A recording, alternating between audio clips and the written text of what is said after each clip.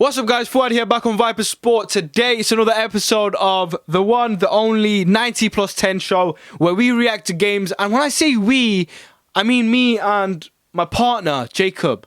But unfortunately, he couldn't... Oh, he's here. He's actually made it to the scene.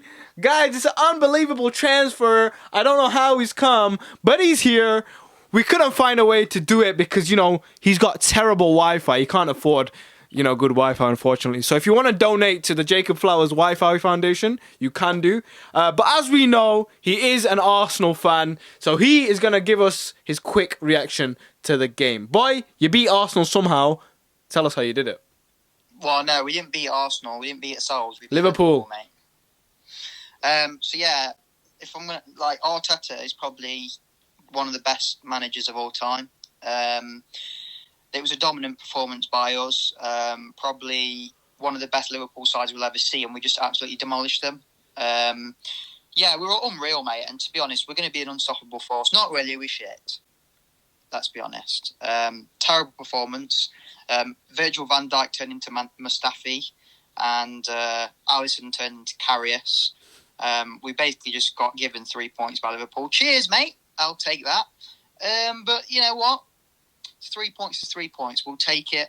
But yeah, whatever. Move on to the next one. But yeah, pretty dead game, to be fair.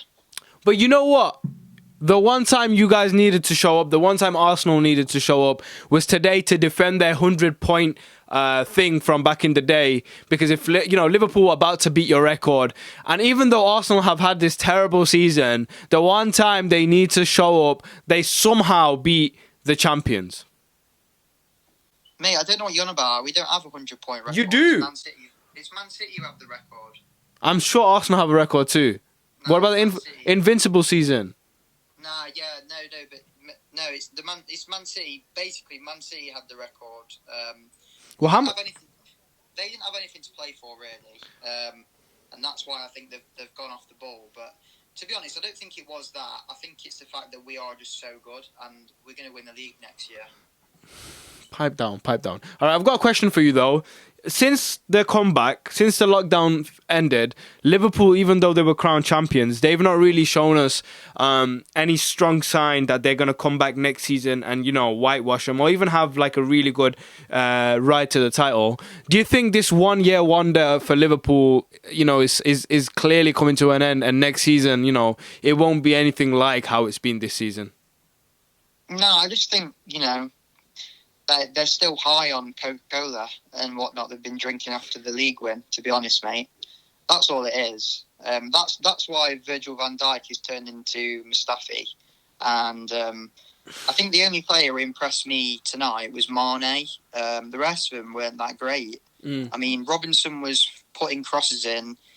They were landed on row Z. Good job there were no fans there. But they just weren't that great. They look off the pace. I do think they'll be back next season. Even against this Manchester City team who are rolling with it.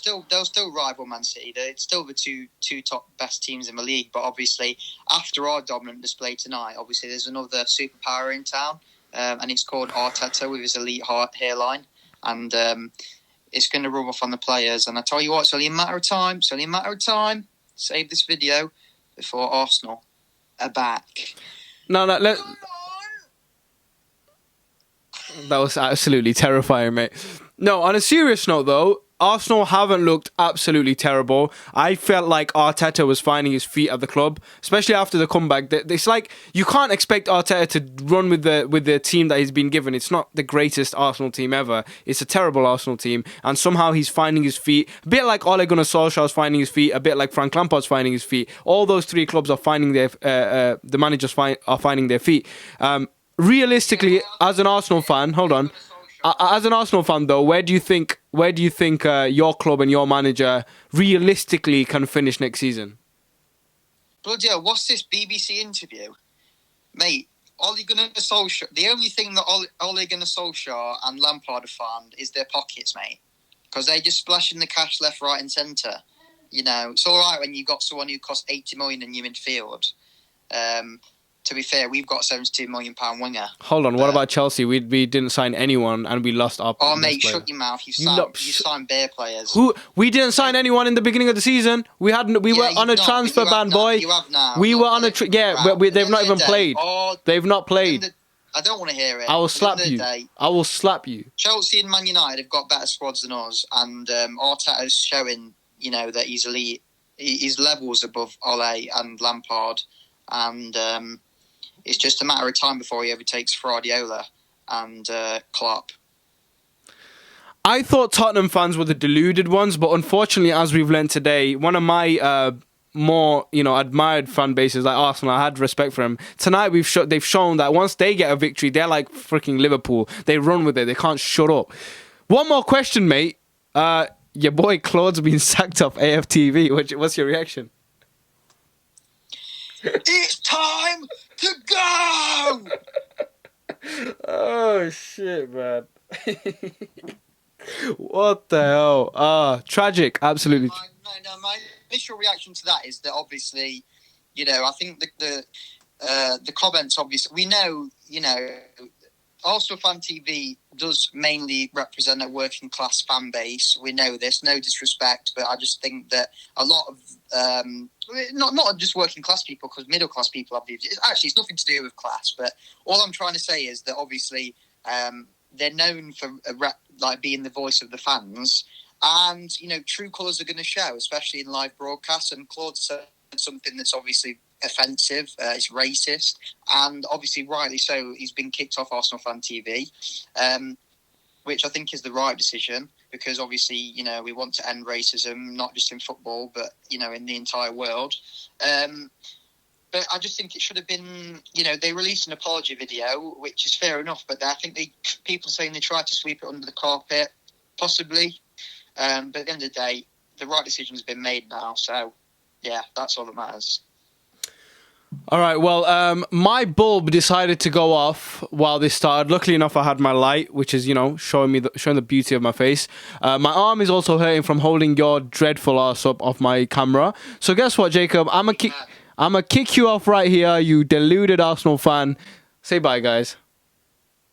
There he goes. You know what? I can't deal with it. Arsenal fans, when they get a victory, are almost the same. Almost as they're similar. They're similar to Liverpool fans when they win the league. Somehow we've pulled through this video, guys. For this you need to subscribe and like this video, because my bulb decided to go off as I started. I had to get this guy via FaceTime because his Zoom and his internet quality was tragic today. So yeah, I still pulled through. I still showed up. We show up anywhere, anytime, and we get stuff done. Okay, so there's your 90+10 reaction for today. I don't think I'm going to do another Arsenal reaction ever again, because bun them, and that's probably Jacob, so bye. Anyway, guys, subscribe, follow, and yeah, you know the drill. I'll catch you guys on the next one.